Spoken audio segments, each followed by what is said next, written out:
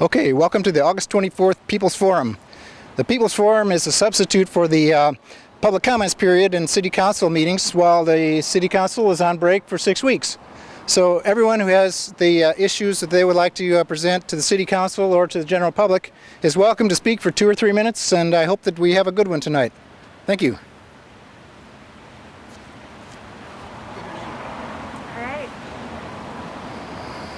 Hello. Well, I'm Sarah Wolk with the Star Voting campaign, and we just got through an 8-month rigmarole where we appealed our ballot initiative being thrown in the gutter.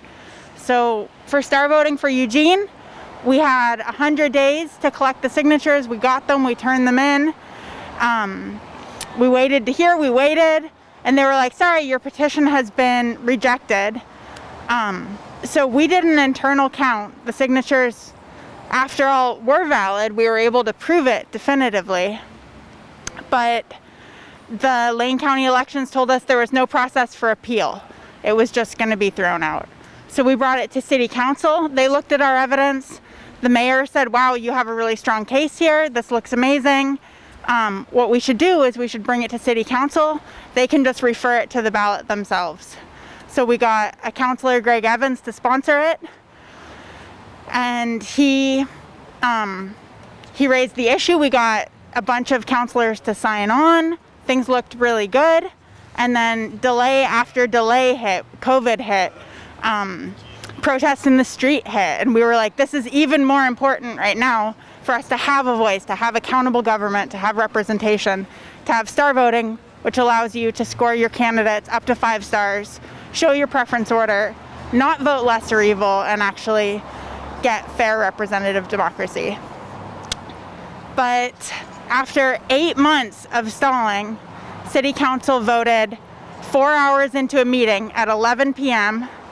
and they voted half yes, half no. Mayor Venus broke the tie and dashed our dreams. So we're here to say that we're not giving up. Star Voting for Eugene has our day in court scheduled for December. We have a legal appeal. The signatures were valid. We have signed affidavits from 32 people who were rejected for no good reason, saying this is my signature, it should count, and that's enough to flip the ruling. So 2022 is going to be our next chance, and we're going to use this time to marshal our forces, to build our volunteer base, to fundraise. This is a call to action for all of Eugene to not give up. This is a hard year for progressive issues in general. I think our city council is terrified. I don't think they have political courage. I think they're exhausted. And it's time for people who aren't exhausted, or who are exhausted but aren't going to give up, dogged people, to step up, join with Star Voting, not give up. Coalition with other issues. Obviously, equality in voting is just step one in being effective on every other issue, from racial justice to climate change to education. And that's my message. City Council, we're really heartbroken. We really trusted you. And we told a lot of people to have faith. Nobody believed us. They told us we were naive and that we didn't stand a chance and you were going to dash our dreams. So you be the judge.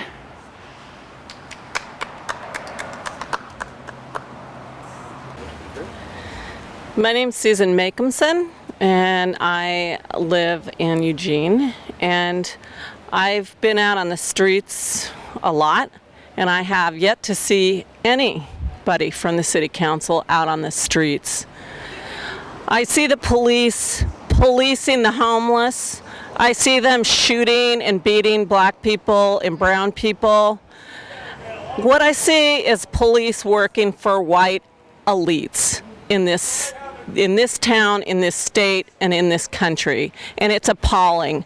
And I see our city council sitting behind COVID and not facing up to the people that you're supposed to represent. We now have somebody who's going to do a write-in candidacy for the mayor, and I am going to support that man. I am going to support anybody that will take the place of this city council who is not representative of the people of this city. I am so tired of seeing homeless people shuffled off, beaten up by cops. I'm pretty much fed up with this city council. And the fact that you're not here ever, but you hide behind COVID in your nice cozy homes is shameful. Shame on you. My name is Martha Bryson, and I want to talk about the media we don't have here. The Register Guard being purchased by somebody in Texas is a problem. We have the wonderful Eugene Weekly that does its very best to cover local events that are happening, good and bad, and especially the bad things that are happening. Is very important for citizenry to be informed. So support the Eugene Weekly, but it's a weekly. When a community doesn't have a daily paper, it's intentional, because you can get national news from the Register Guard, but they don't cover what's happening in municipalities, in local governments, and that's intentional. It disenfranchises us from knowing who's spending our tax dollars on what. It fails to cover public meetings, and we don't have enough people, and we need more people to witness and report, and all public meetings can be video and or audio recorded. And I have created a new Facebook page called Lane County Citizen News. Lane County Citizen News. And I invite all activists and advocates to please, if you go to a public meeting and you observe what's going on, please post it to this page. This is for any and every citizen to use to educate all of us about what's going on at public meetings, and inform us, because when we lose coverage of what's happening in these meetings on a daily basis, then we become disenfranchised. We elect people to do things with our tax dollars that we want done, and when they don't, we don't ever hear about it until after the fact, if it's big enough to be reported by the television news. We don't ever hear about it until after the fact. We need to know how our tax dollars are being spent and on what.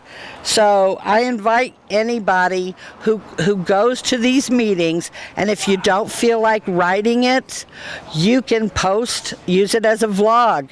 You can post your audio comments, you can post your video comments, on what you see and what your opinions are about what you see happening with our tax dollars. So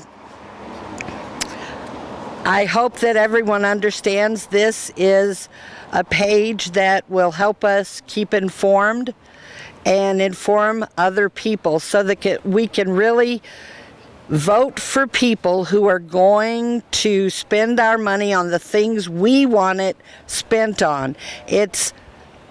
Our government is serving at our election. Got them voted. Got them elected. If they're not doing what the public wants them to do, then we need to speak out about it and let everyone know. Thank you very much.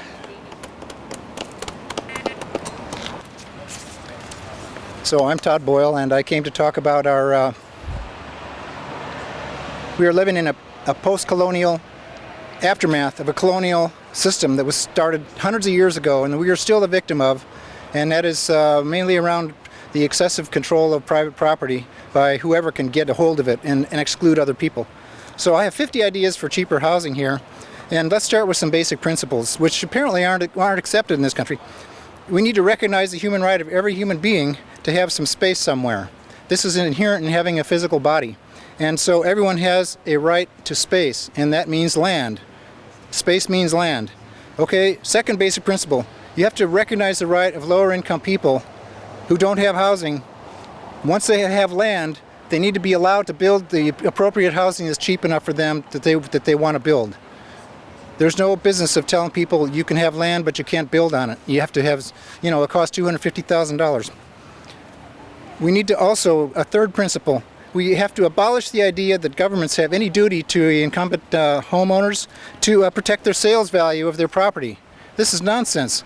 All that does is every increase in one person's value is a decrease in somebody else's value. And they're just meddling, and it's just unfair. So we also need to reject the idea that governments have any duty to protect the livability of neighborhoods for one class of citizen, when that means that the makes housing unaffordable to other classes of citizens. This has to be abolished. We need to abolish the role of neighborhood associations in land use planning, because they always do the exact predictable thing, which is to feather their own nests and improve their own livability at the expense of anybody else. So anyway, here's just the first 5 of the ideas. First of all, you let homeowners partition our lots. Our lots are ridiculously large. I got a 7,000 square foot lot. I don't need it. I'm a single retired guy. Reduce the minimum lot size to 1,000 square feet, because that's what people need who are living in a tiny house. They all say they'd be thrilled to have 1,000 square feet. That's 25 by 40. That's a big piece of land. Now you need to eliminate all the restrictions against ADUs, accessory dwelling units on existing lots. It takes 7,500 square feet to get a permit for an ADU in my neighborhood, and my lot is 135 feet deep, but it's not big enough under Eugene's code to build an ADU. Now this is crazy, We have a housing shortage, and people want to solve it. You need to allow yurts, tough sheds, and any other reasonable alternative housing, because if you're not going to show me a solution like public housing or rent control, you got to let people build their own housing. You got to let them live in ways that are appropriate and affordable to them. Oh well. So the other 45 ideas I'll put online. Thank you. All right, I am Richard Self, and known as RS Self on Facebook. And am I in the right spot here? Okay, there I am. Okay, I'm speaking to the folks that have gathered here today too, as well, that are here in solidarity with Kenosha. I'm speaking to all of this today. That video on Facebook was the most haunting thing I've seen, and I'm almost 60 years old. There has to stop. This has to stop. And the only way I can think of to stop this is to stop giving power to a person that is armed with a gun to make a life or death decision in a split second. This must stop.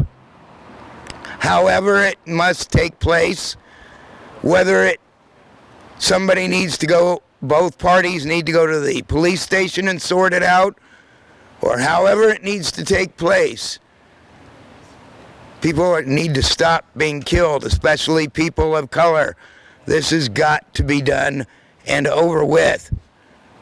So I stand with the folks here tonight as a member of the press and a member of those in solidarity with what happened in Kenosha. This must end. We cannot do another hashtag again. Thank you.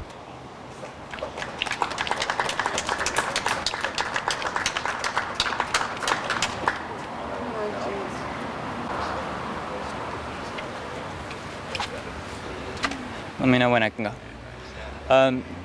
I'd like to request that the officer Christopher Drum be held accountable for his actions for the rape of Jay St. James. I'd also like to request that you guys actually do something about it. It seems insane to me that you guys would rather hog-tie the victim than actually punish your officers. It's shameful to see how far you guys go to protect a rapist officer and start saying his name, Christopher Drum.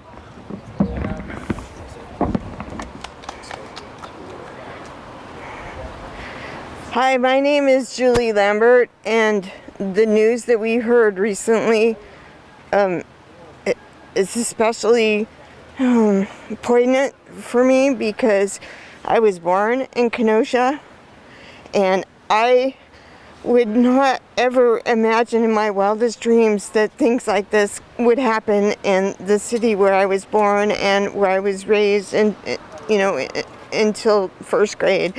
It doesn't even make sense. So I wanted to say that I'm not looking for answers. I'm just expressing my opinion. My other opinion that I would like to express is about Claudia. And if you don't know who Claudia is, you will. Kellyanne Conway and her husband, both of them have resigned from their jobs. And their little girl, who's 15, has learned how to use the internet to make her position known. I can't, defend it or not. I can't say, well, she's privileged and that's how she does it. But she used her platform and she used it well. And guess what? Kellyanne Conway is not spouting Trump's rhetoric. And that, if that was her goal, I'm all for it. So this is just my opinion and just what I have to say. And let's see how it unfolds, okay? Because this is so sad that a family has to explode in front of everybody. All right, my bad. Okay. Hello folks, this is Cliff Gray again. Now, along with my campaign, which I cannot hear you! Didn't come across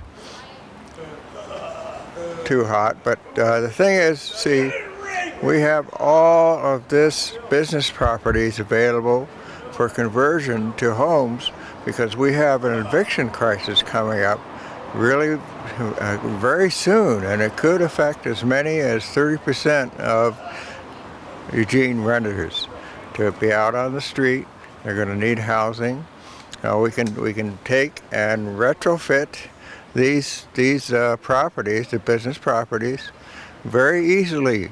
Every one of them has a bathroom in it. Every one of them has a wash basin. All you need to do is to add a shower and a kitchen utensils, cooking, stove, refrigerator. That's all it needs. And if you could bypass your regulations as an emergency basis, then we can house thousands of people that way. We have a great number of properties right across from Harbor Freight, all empty, reaching from 7th Avenue to 6th Avenue. There's other places. There's Four Corners on the north and east side. It also can't be used. Those are just examples. But businesses are closing at a greater rate than housing is, obviously. So that is our greatest resource for getting people off the street and keeping them protected. Now, how do we go about that? We tax those properties to put them back into business. You tax them to the amount that it takes to cover retrofitting every single one of them into homes. And it costs nothing for the city to do so. Landlords, of course, have the option of leasing out themselves at 4 homes at their own cost, and they still own the property. But there's no excuse for us not pursuing this avenue to house our very needy coming up.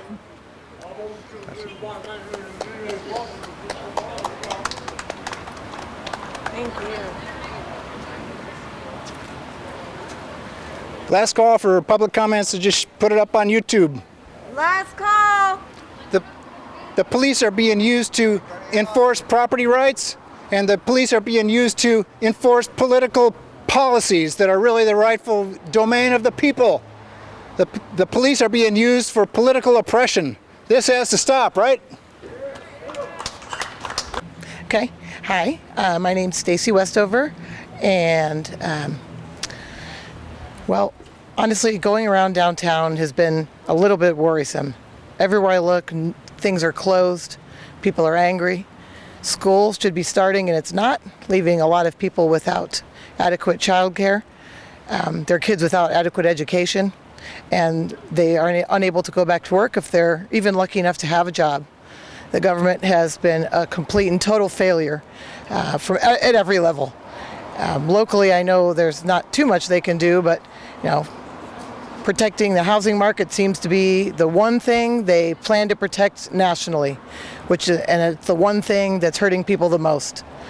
Unlike other countries, we did not get a rent freeze. We're going to already start evicting people. Other states are, and here, it might be renewed, but they still want you to pay back, all this rent within 6 months. So they're just kicking this can down the line. And unfortunately, instead of getting together with each other, people are being divided and fighting amongst each other. So it would be really important if people could get together on this one. If we don't, there's going to be a massive increase in homelessness. And of course, the city was able, people have been asking for years for things like toilets, hand washing stations, land for people to camp on where they can be safe and secure from sweeps. And well, they pulled that out for a little while, but they sure shut it down quick, and now we're right back to where we were again. We are sleepwalking into the most massive crisis. I know I probably said it, but I'll say it again, because if we as a community don't do something about it, it's just going to get so exponentially worse. Right now it's summer, so it's easy for people to ignore, but the winter's coming soon, and if things don't get going now, then we're going to be in an even worse position than we were last year. I guess that's it. I just would like the people we actually have in office to do something. I tried to run for mayor, but I did not win. If I had, we would be doing something better. Thank you.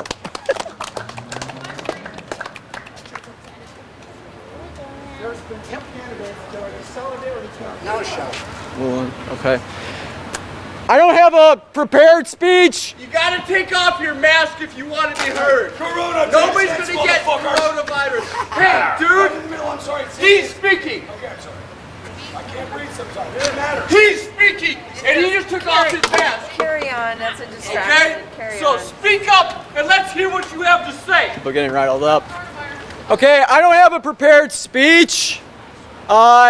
As a Wisconsinite, calling for comments about Kenosha, I guess I felt compelled to maybe say something.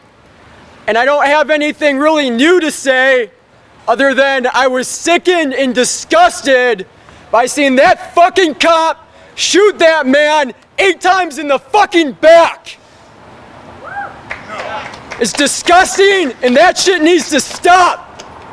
He had no right to be murdered in that way. The cops should not have been called to that incident, or if they were, they should have handled it fucking appropriately. But as we all know, cops do not know how to handle anything fucking appropriately. At all. So again, as a Wisconsinite, as somebody that was born and raised in Milwaukee and seeing a fellow Wisconsinite get shot in the back, I'm sickened by what I saw, and this shit needs to stop.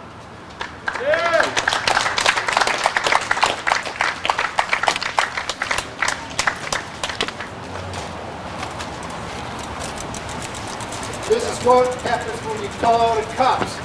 This is what happens when you call the cops. You're all being risky, you're all being fun. This is what happens when you call the cops. Right? Go home. Here.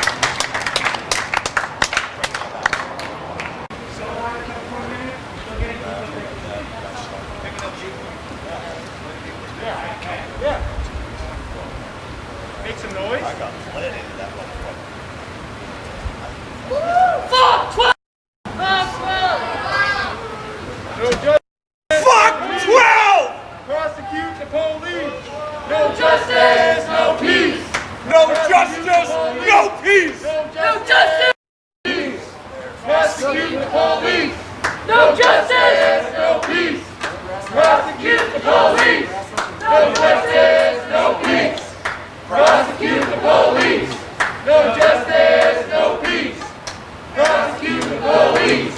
No justice, no peace. Prosecute the police. No justice.